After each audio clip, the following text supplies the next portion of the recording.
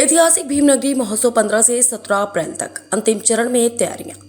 Bharat Ratna doctor Bhimrao Ambedkar के 135वें जन्मोत्सव पर आगरा में भव्य आयोजन की तैयारी है। ग्यासपुरा क्षेत्र की भीमनगरी समारोह आयोजन समिति की ओर से 31वीं भीमनगरी का आयोजन शाहगंज स्थित जीआईसी मैदान पर किया जा रहा है। भीमनगरी की तैयारियां अंतिम चरण में हैं। गुरुवार को जीआईसी मैदान पर आयोजन समिति के पदाधिकारियों ने भीमनगरी के महोत्सव के 3 दिवसीय आयोजन की विस्तृत जानकारी के साथ भीमनगरी महल का पोस्टर विमोचन किया। आगरा से अमन गुप्ता, समाचार 24। चलो आज पोस्टर विमोचन करा, किस तरह का कार्यक्रम होने वाला है? जैसे थीम की बात हमने अभी बताई है, तो फिर से मैं बताना चाहूंगा कि ये सम्राट अशोक का महल होगा।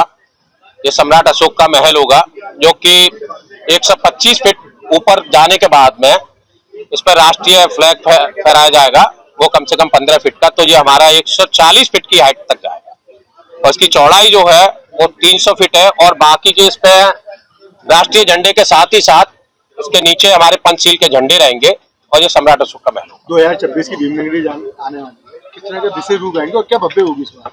इस बार आप भव्य देख ही रहे हैं कि एक तो बहुत शानदार हमारे पास जगह है और बड़ी जगह है और इसका लुक जो आ रहा है बहुत अच्छा आ रहा है। और ये इसमें जो हमने जो टेंट का काम दिया, जिसको कारीगरी का काम दिया, जिसको इंजीनियरिंग का काम दिया, वो बहुत अच्छी तरीके से कर रहा है। बहुत ज्यादा सुंदर और भव्य बन रहा है। भीमनगरी को ऑनलाइन देखने के लिए देश विदेश में क्या सुविधा की है, किस तरह की? हमने भीमनगरी को ऑनलाइन दिखाने के लिए ये हमारा बारकोड है, ये हमारी साइट चल रही है सभी जगह पे। आप जैसे इसको स्कैन करेंगे, अभी तक जितनी भीमनगरी लगी हमारी जो 31वीं भीमनगरी लग रही है, इसमें पहली भीमनगरी से लेके और आज तक की भीमनगरी का सारा रिकॉर्ड रहेगा और सारा आप देख सकते हैं कि कौन सी भीमनगरी कब और कहाँ लगी थी और कितनी सुंदर बनी थी और कितने लोग आए थे। कितने जोड़ों का सम्मेलन होगा? जिसमें 100 लोगों की शादियां हो रही हैं और सामुदायिक रहेंगी और बिना दहेज के रहते हैं 100 लोगों की शादियां। देखिए, जैसे कि 14 अप्रैल को शोभा यात्रा जो निकलती है उसी तरह से निकाली जाएगी। पूरे आगरा से शोभा यात्रा झांकी आती है, नाला काजीपाड़ा से इसकी शुरुआत होती है 14 तारीख की। जो एक परंपरागत रूट है हमारा, जो 1957 में से चला आ रहा है, उस मार्ग पे होते हुए हमारा केंद्रीय कमेटी का हाथी 15 तारीख को सुबह जो आप विशाल मंच देख रहे हैं भीमनगरी का, हम लोग यहाँ 15 तारीख को भीमनगरी शोभा यात्रा झांकी लेके आ जाएंगे केंद्रीय कमेटी का। जब बाबा साहब की भव्य प्रतिमा हाथी के ऊपर सवार होगी, उसे मंच में आकर विराजमान कर दिया जाएगा। उसके बाद 16 तारीख को भीमनगरी का उद्घाटन होगा, 15 तारीख को, और देश के राष्ट्रीय नेता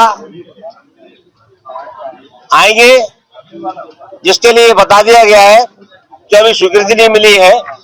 कई लोगों से संपर्क में है, हम लोग इनवाइट किया गया है। 15 तारीख को उसका उद्घाटन होगा।